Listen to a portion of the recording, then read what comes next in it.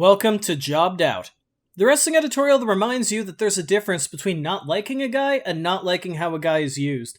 But hey, we're up to 583 of you who are wrong now, so there's that.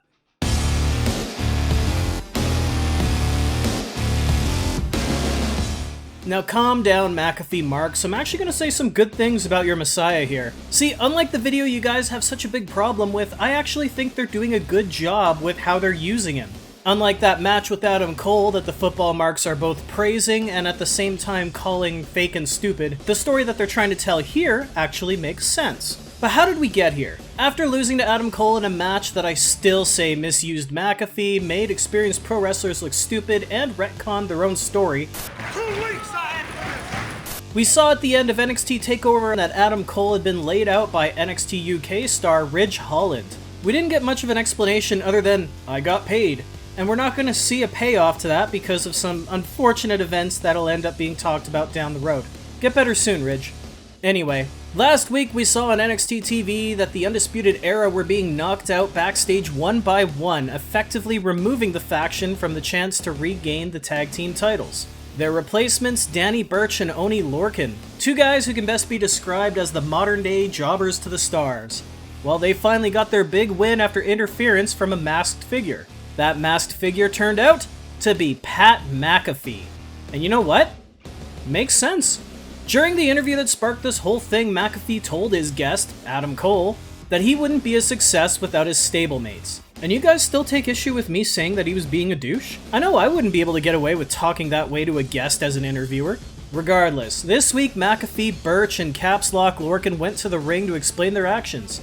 McAfee, having failed to have beaten Adam Cole, admits to have paid off Holland to jump him. In response, the one standing member of Undisputed Era remaining, Kyle O'Reilly, came out to confront the group, but with backup from former NXT UK champion Pete Dunne. It did not go as O'Reilly would expect, and McAfee's stable is now complete, adding the Bruiserweight to the group. And this is going to surprise those McAfee marks out there, but I think this was absolutely perfect. McAfee lost clean to the smaller guy that he was being an asshole to, so his retaliation as a jerk-off and a heel was to pay off one guy to ambush his rival, then jump the others from behind before assembling a stable that's meant to fend off the group one by one. McAfee's entire motivation right now is that he can't stand he lost to a smaller, better wrestler. Beautiful.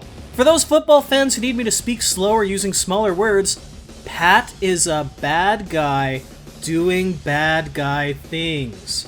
The original match should have been more of a brawl though. It still shouldn't have had McAfee hold his own chain wrestling a guy 20 years his veteran. I don't care if he has a ring, if he's not actually touring cities for 20 years doing shows at $100 a pop, he doesn't know what he's doing. I've had a guitar since 2007, I don't know fuck all how to play it.